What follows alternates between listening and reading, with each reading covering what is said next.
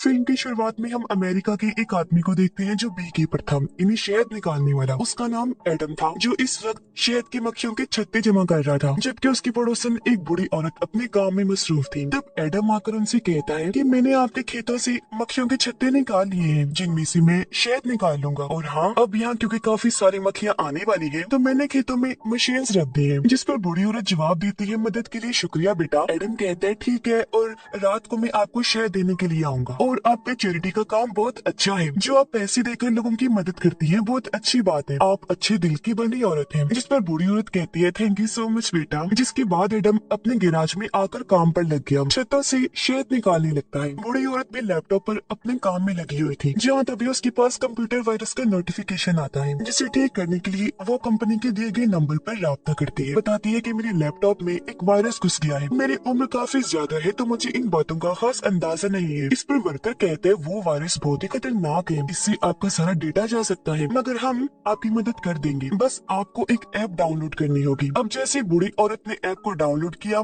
Worker उसके पूरे system को अपने कंट्रोल में कर लेता है। अब वो और बाकी वर्कर्स देखते हैं कि बूढ़ी औरत के अकाउंट में 20 लाख डॉलर्स हैं। तो अब वर्कर बूढ़ी औरत के अकाउंट में 50,000 डॉलर्स भेजता है। फिर उसे कहने लगा मैडम, वो गलती से हमारे पैसे आपके अकाउंट में आ गए हैं, प्लीज वो वापस कर दी, क्योंकि हमें उनकी बहुत जरूरत है। बूढ़ी औरत ने देखा तो सच में 50,000 डॉलर्स आए हुए थे। और अब जैसे पैसे वापस सेंड करने के लिए उसने पासवर्ड डाला, अचानक उस ऐप की वजह से उसका पूरा सिस्टम हैक हो जाता है। उसका लैपटॉप भी पूरी तरह से बंद हो जाता है, जबकि उधर वर्कर और उसकी बाकी टीम खुशियां मनाने लगती है, क्योंकि उन्होंने बूढ़ी औरत के 20 लाख डॉलर्स चुरा लिए थे। बूढ़ी औरत का लैपटॉप जब ऑन हुआ तो वो ये देखकर काफी दुखी हो गई कि मेरे साथ स्कैम फ्रॉड हुआ है और अकाउंट से सारे पैसे गायब हो गए हैं। तभी उसके फोन पर भी बैंक से मैसेज आता है कि आपके अकाउंट के साथ फ्रॉड हो चुका है। अब रात को एडम बूढ़ी औरत के घर आया उसे शहद देने के लिए। उसे कुछ गड़बड़ लगी, इसीलिए वो आगे बढ़ा, जहाँ उसी बूढ़ी औरत की बेटी एमा पकड़ लेती है, जो एक पुलिस ऑफिसर थी। और अब तभी इन दोनों को पता चलता है कि बूढ़ी औरत की मौत हो गई है, जिससे एमा बहुत ज्यादा दुखी हो जाती है और उसे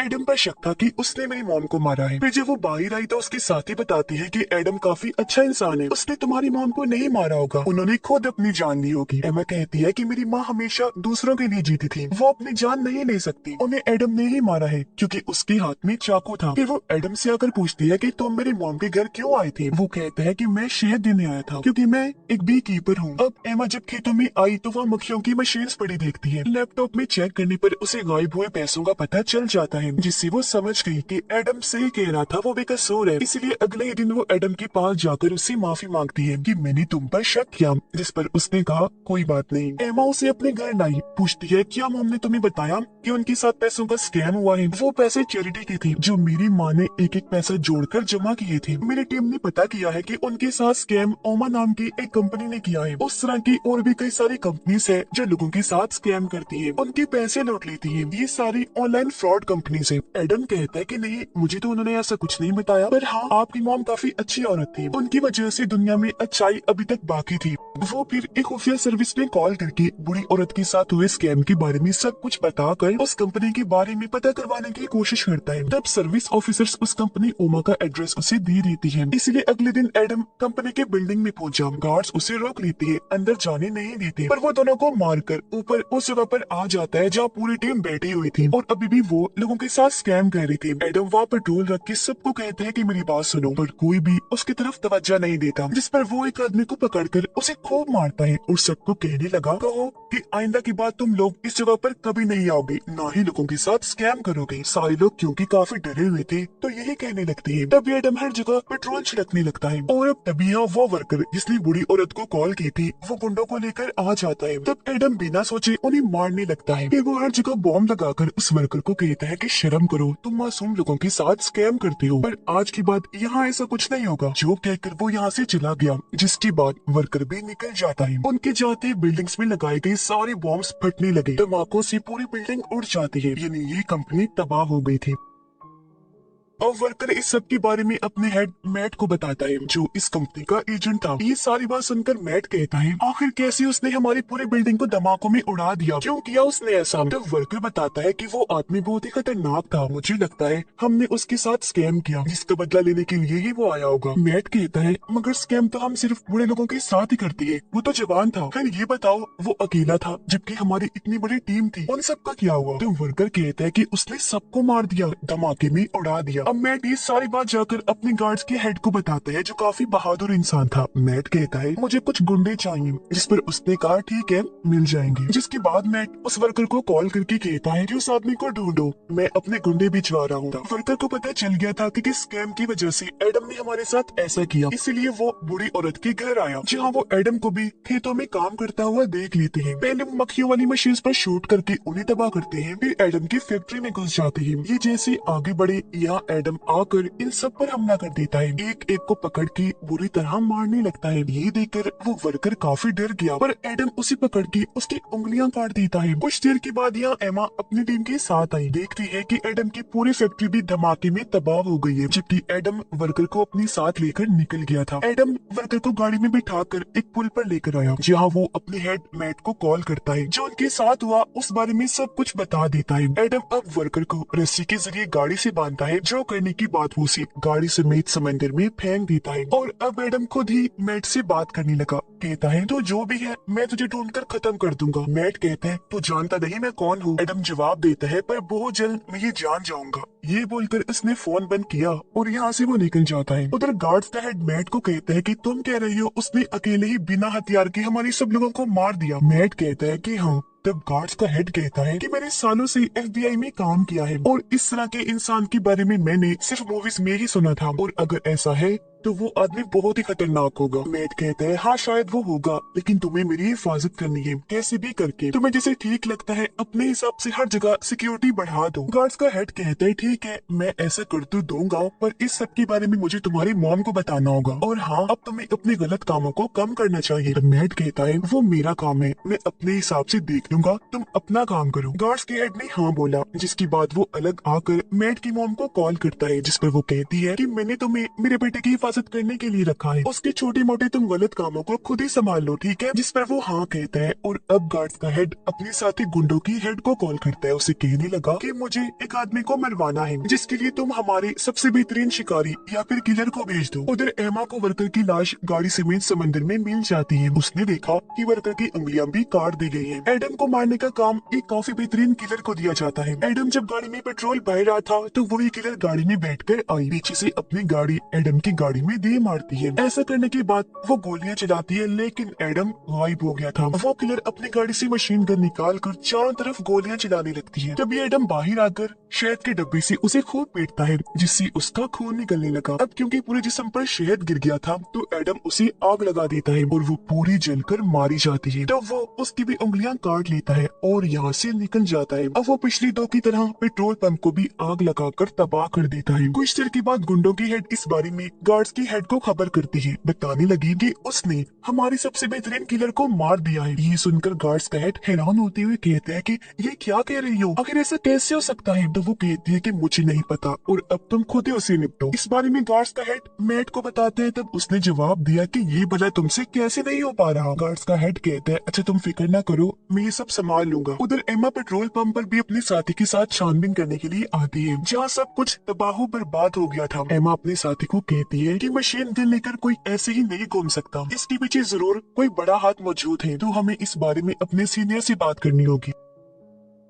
उधर गार्ड्स का हेड बहुत सारे गुंडों को हायर करता है ताकि वो एडम को रास्ते से हटा सके। हेड सबको बताता है कि इस बार हमारा सामना एक बी कीपर के साथ हुआ है, जिसमें तुम सबको उससे लड़ाई करके उसे खत्म कर देना होगा। वो सबको एडम की तस्वीर और उसके बारे में बाकी जानकारी भी देता है। एडम अब एक फैक्ट्री में आया, उसने जो लोगों की हाथ काटी थी उनके एक एक अंगूठों की मदद से वो लॉक खोलने की कोशिश करने लगता है। यानी यही वजह है कि वो लोगों की उंगलियां काट कर अंगूठे जमा करता है। वो अंदर आकर ओमा कंपनी के साथ और कौन कौन सी कंपनीज जुड़ी हुई है उनके के और उनकी हेड कंपनी के बारे में पता करवाता है, फिर और जरूरी जानकारियां निकाल कर यहाँ से चला जाता है। उधर एमा और उसका साथी अपने सीनियर FBI ऑफिसर के पास आते हैं। एमा उसे बताती है कि हमारे एरिया का एक आदमी एक पूरी कंपनी और उसकी वर्कर्स को बर्बाद कर चुका है और भी कई सारे लोगों को उसने मारा है। वो अब ओमा कंपनी से जुड़ी हुई बाकी कंपनीज के पीछे गया है, उनका भी यही हाल करेगा। तो उसे रोकने के लिए हमें कुछ सिपाही चाहिए, जिसके लिए वो मान जाता है। ओमा कंपनी की दूसरी कंपनी का सीनियर जो मैट का साथी था, लोगों को स्कैम करना, लूटना सिखा रहा था। उसकी टीम काम में बहुत ज्यादा डूबी हुई थी। तभी यहाँ तीसरी कंपनी का ऑफिसर आकर कहता है कि हमें ये जगह खाली करनी होगी क्योंकि खतरा हो सकता है। अब जब मैट के साथी ने ये करने से मना कर दिया तो ऑफिसर उसे अपने साथ लेकर गया। वो उसकी बात मैट से करवाता है। तब अपने साथी को मैट कहता है कि हाँ, वो जगह जल्दी से खाली कर दो, ये मेरा ही हुक्म है। उधर जब सारे ऑफिसर्स एडम को मारने की बातें कर रही थी तो यहाँ एडम आकर कहता है कि तुमने मेरी जानकारी में लिखा है कि मेरा वजन 83 किलो है, जबकि मेरा असली वेट तो 78 किलो है। ये सुनकर सारे ऑफिसर्स चौंक गए क्योंकि जान गए थे कि यही वो है जिसकी हमें तलाश है। वो उसे पकड़ने के लिए हमला कर देते हैं, पर वो किसी के भी काबू नहीं आता। सभी को उठा उठा कर मारने लगता है। तकरीबन सबको ही उसने बेहोश कर दिया था। एक ऑफिसर को उसने रेडियो दिया, इससे लेकर वो ऊपर चला जाता है जहाँ मैट का साथी अपने वर्कर्स को लेकर भागने की तैयारी कर रहा था। तब यहाँ एडम आ गया। कहता है कि तुम लोगों के पास 2 मिनट का टाइम है, अगर यहाँ से नहीं निकले तो तुम पक्का मारे जाओगे। पर मैट का साथी कहते हैं कि कोई नहीं जाएगा, अगर कोई गया तो उसकी जॉब भी चली जाएगी। नीचे जिन ऑफिसर्स को एडम ने मारा था उन्हें होश आ गई थी और अब वो एडम को पकड़ने के लिए आ जाते हैं। उन्होंने अंधाधुंध गोलियां चला दी, पर एडम पकड़ के एक आदमी को आगे कर देता है। गोलियां उसे लग गई। तब मौका देकर यहाँ से वो चला जाता है। कुछ ऑफिसर्स उसके पीछे पड़ गए, लेकिन एडम बारी बारी सबको मार मार कर बेहोश कर देता है। बचे हुए ऑफिसर्स लिफ्ट में एडम को ढूंढने लगते हैं। उन्होंने गोलियां भी चलाई, लेकिन एडम उन पर लिफ्ट फेंककर सबको मार डालता है। इसके बाद वो मैट के साथी के पास आया, उसे भी बुरी तरह मारने लगता है। कहता है कि तुमने बहुत सारे पैसे बना लिए हैं, बताओ कि तुम लोग किसके लिए काम करते हो। पर वो कुछ नहीं बताता। एडम उसे काफी मारता है, फिर उसे बुरी औरत की तस्वीर दिखाकर कहता है कि तुमने इस भली औरत के साथ भी स्कैम किया जिसने अपनी जान ले ली, और अब अगर तुमने ना बताया कि तुम किसके लिए काम करते हो तो तुम सबसे पहले मारे जाओगे। तो वो कहता है कि मैं तुम्हें उसकी तस्वीर दिखा सकता हूँ। जो कहकर वो एडम को कंप्यूटर में मैट की तस्वीर दिखा देता है और बताता है कि वो बहुत ही खतरनाक है। तब एडम कहता है कि अक्सर शहद निकालने के लिए हमारा सामना मक्खियों की रानी से भी हो जाता है, हालांकि वो भी बहुत खतरनाक होती है, लेकिन मैं उसे भी नहीं छोड़ता। इतनी ही देर में यहाँ एमा और उसका साथी आ जाता है, जिन्हें देखकर एडम साइड में जाकर छुप जाता है। वो एमा के सामने आए बगैर बताता है कि यही तुम्हारी मॉम की मौत के जिम्मेदार है। जो कहकर वो यहाँ से भागने लगा, जिसे एमा का साथी ऑफिसर पकड़ लेता है। अब एडम ने भी उसे पकड़ लिया, लेकिन वो बिना मारे वहाँ से भाग जाता है। और अब कुछ देर के बाद एमा और उसका साथी इस पूरी जगह की छानबीन करने लगते हैं। दूसरी तरफ मैट और गार्ड्स का हेड एक पार्टी में थे, जहाँ गार्ड्स के हेड के पास कॉल आई। तब कॉल बंद करने के बाद वो मैट को लेकर बाहर आया। कहता है कि अब सारी बात तुम्हारी मॉम को बतानी होगी, क्योंकि तुम्हारी कंपनी को ऑफिसर्स ने अपने कब्जे में कर लिया है। तब मैट अपनी मॉम को कॉल करके बताता है कि मेरी कंपनी में थोड़ा सा मसला हो गया है, जिसमें मुझे आपकी मदद चाहिए। उसकी मॉम कहती है अच्छा तो मुझे सारी जानकारी दे दो, मैं सब कुछ संभाल लूंगी। अब तभी यहाँ पता चला कि असल में मैट की मॉम अमेरिका के प्रेसिडेंट है। एमा को पता चल गया था कि ये सब कुछ एडम कर रहा है, इसलिए वो अपने साथी को कहती है कि अब एडम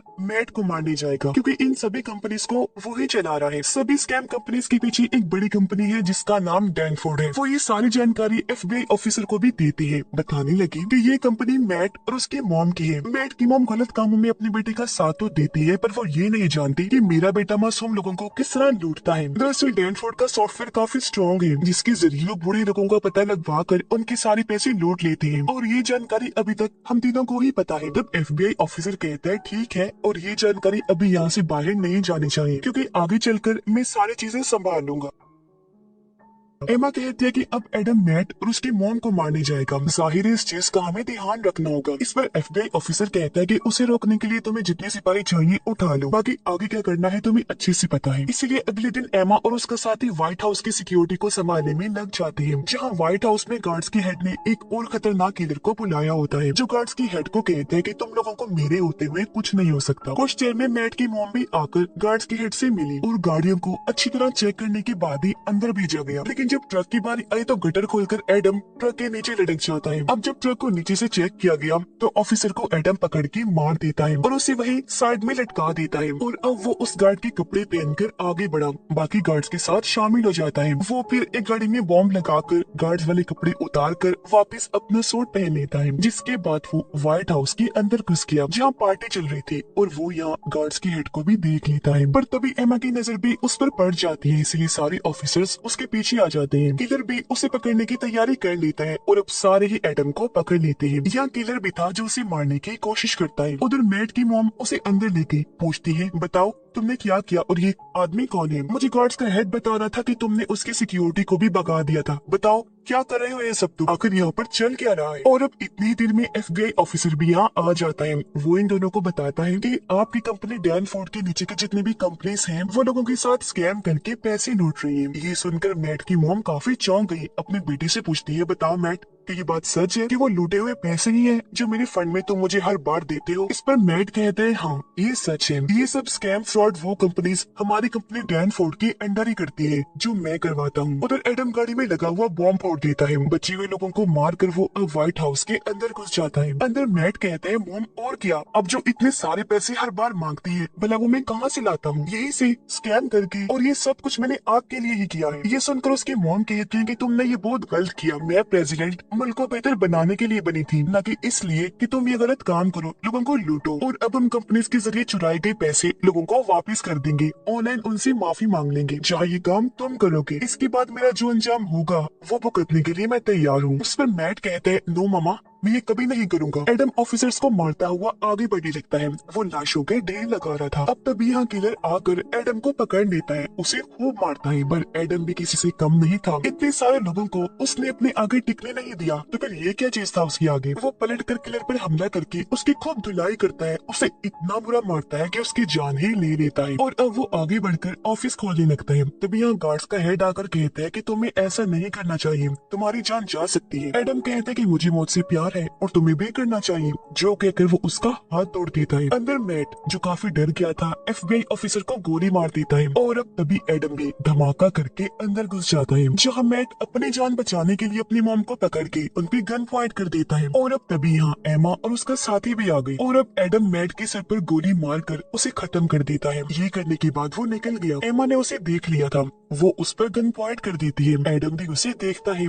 जहाँ एमा उसे कुछ नहीं कहती और वो यहाँ से भाग जाता है। समंदर में आकर एडम अपना तैरने वाला सूट पहन लेता है, तभी उसका पीछे करते हुए ऑफिसर्स भी यहाँ आ जाते हैं। अब एक भी मिनट गवाए बगैर एडम पानी में कूदकर यहाँ से भाग निकलता है। इस फिल्म की कहानी भी यहीं पर खत्म हो जाती है।